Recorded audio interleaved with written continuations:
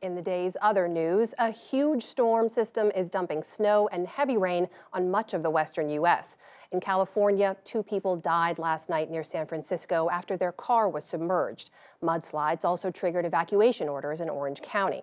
Parts of the Sierra Nevada mountains could see as much as 10 feet of snow through the holidays. The weather is being fueled by moisture from the Pacific Ocean. Seattle, Washington, and Portland, Oregon could even see a rare white Christmas. An early morning fire on a crowded river ferry in Bangladesh has left 39 people dead. 70 others were injured. 800 passengers were on board the ferry, many traveling to visit family and friends for the weekend. Investigators are now trying to piece together what sparked the fire. The engine had been running for about an hour while on fire. Later, the fire probably spread from the engine to the oil tank, and it stopped with a loud bang at this spot where we are standing right now. Police officials said most of the bodies were recovered from the river after passengers jumped into the water trying to escape the fire. In Myanmar, meanwhile, the military today launched a new wave of airstrikes and heavy artillery on a small town controlled by the guerrillas from the ethnic Karen minority. The guerrillas are seeking greater autonomy from the central government. The attack sent hundreds of people fleeing across a river into nearby Thailand. Just last week, 2,500 villagers made the same trip to escape the fighting. South Korean President Moon Jae-in said today he is pardoning his predecessor and chief conservative rival, former President Park Geun-hye.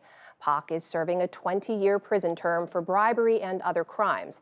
She's one of more than 3,000 people being pardoned and freed on December 31st. Moon's government said the move was meant to bring the country together. In the perspective of national unity, the government grants a special pardon to the former president Park Geun-hye, who has been serving her sentence for a long time, and reinstate her civil right to vote. Former President Park had already served 4 years and 9 months of her prison sentence. During that time, her representatives have said she's been suffering from a shoulder injury, spinal disc issues, and mental health problems.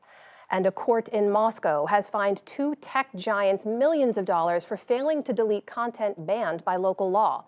Google was fined nearly $100 million, and Facebook's parent company, Meta, $27 million. Fines were based on company revenue. It's the latest in a string of Russian efforts to pressure companies to comply with content restrictions. Still to come on the NewsHour, why a judge rejected a settlement with the Sackler family for their role in the opioid crisis.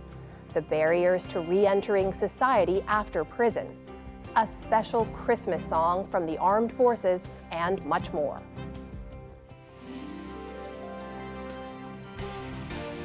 This is the PBS NewsHour from WETA Studios in Washington and in the West from the Walter Cronkite School of Journalism at Arizona State University.